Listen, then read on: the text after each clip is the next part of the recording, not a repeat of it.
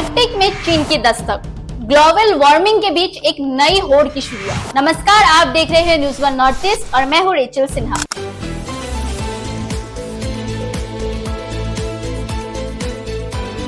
Arctic बर्फ की चादर से ढका वो इलाका जिसे एक समय तक इंसानी दखल से दूर माना जाता था, लेकिन अब यह इलाका वैश्विक राजनीति, व्यापार, रणनीति का नया केंद्र बनने जा रहा है। खासतौर पर चीन इस बर्फीली जमीन में गहरी दिलचस्पी दिखा रहा है। सवाल उठता है, आखिर चीन को आर्कटिक में क्या दिख रहा है जो दुनिया की छत तक पहुंचने को वो इतना बेताब है। आइए समझते हैं आर्कटिक में चीन की रणनीति और ग्लोबल वार्मिंग की भूमिका को। दुनिया के नक्शे में सबसे ऊपर जहां बर्फ ही बर्फ है, तापमान 0 से भी नीचे रहता है और आबादी लगभग ना के बराबर, वो इलाका है आर्कटिक। पृथ्वी के कुल क्षेत्रफल का करीब 4% हिस्सा आर्कटिक कवर करता है। यहाँ पर लगातार बर्फ की मोटी परतें जमी रहती थी, लेकिन अब सब कुछ बदल रहा है। ग्लोबल वार्मिंग ने आर्कटिक को भी नहीं बख्शा। वैज्ञानिकों के मुताबिक बीते 50 सालों में आर्कटिक की बर्फ 40% तक कम हो चुकी है। गर्मियां लंबी हो रही है, समुद्री बर्फ पहले से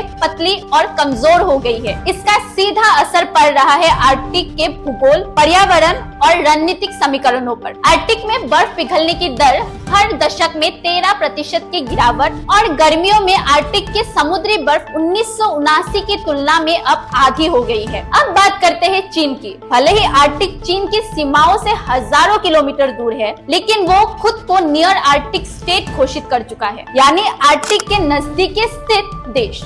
चीन की रणनीति साफ है, ग्लोबल वार्मिंग से खुले नए रास्तों और संसाधनों पर अधिकार जमाना। आप सोच रहे होंगे आर्कटिक में चीन को आखिर क्या चाहिए, तो इसका जवाब है व्यापार, संसाधन और भू राजनीतिक दबदबा। आर्कटिक में करीब 90 अरब बैरल तेल और 47 trillion cubic metre natural gas का भंडार मौजूद है। साथ ही यहाँ दुर्लभ खनिज सोना, यूरेनियम और दुर्लभ पृथ्वी तत्व रेयर अर्थ एलिमेंट्स भी पाए जाते हैं, जो चीन की टेक इंडस्ट्री के लिए बेहद अहम है। लेकिन ये सब कुछ चीन को यूं ही नहीं मिलेगा। इसके लिए उसे आर्कटिक देशों से हाथ मिलाना होगा, जैसे रूस, नॉर्वे, आइसलैंड और कनाडा। इसलिए चीन अब आर्कटिक में रियल एस्टेट खरीदने की कोशिश कर रहा है। ग्रीनलैंड में हवाई अड्डे और बंदरगाह बनाने के लिए प्रस्ताव दे चुका है और रूस के साथ मिलकर आइस ब्रेकिंग जहाज तैयार कर रहा है। चीन की आर्कटिक रणनीति पोलर सिल्क रोड। ग्रीनलैंड में चीन ने कई खनिज प्रोडक्ट्स में निवेश की पेशकश की। चीन के इस कदम को सिर्फ निवेश के रूप में नहीं देखा जा रहा,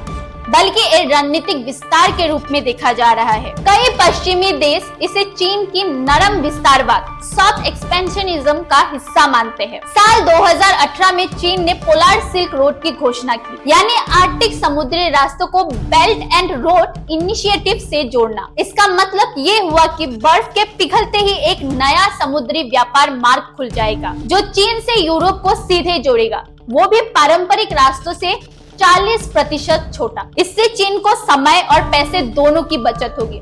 लेकिन चिंता की बात यह है कि इससे पर्यावरणीय असंतुलन और राजनीतिक तनाव और बढ़ सकते हैं। आर्कटिक कभी पृथ्वी की सबसे शांत जगहों में से एक हुआ करता था, लेकिन अब ये एक नई वैश्विक दौड़ का मैदान बन चुका है, जहां बर्फ के नीचे छुपा खजाना, जलवायु परिवर्तन और भू राजनीतिक महत्व एक जटिल कहानी बुन रहे हैं। चीन की मौजूदगी इस कहानी को और पेचीदा बना रही है। सवाल ये है, क्या बर्फ के नीचे की ये दौड़ पूरी पृथ्वी को गर्म कर देगी? ये थी हमारी खास रिपोर्ट, आर्कटिक में चीन की दस्तक। आपके क्या विचार है इस पर? क्या चीन का दखल सही है या दुनिया को मिलकर आर्कटिक को बचाने की जरूरत है? हमें कमेंट में बताइए। Bureau report, news one north east, Guwahati.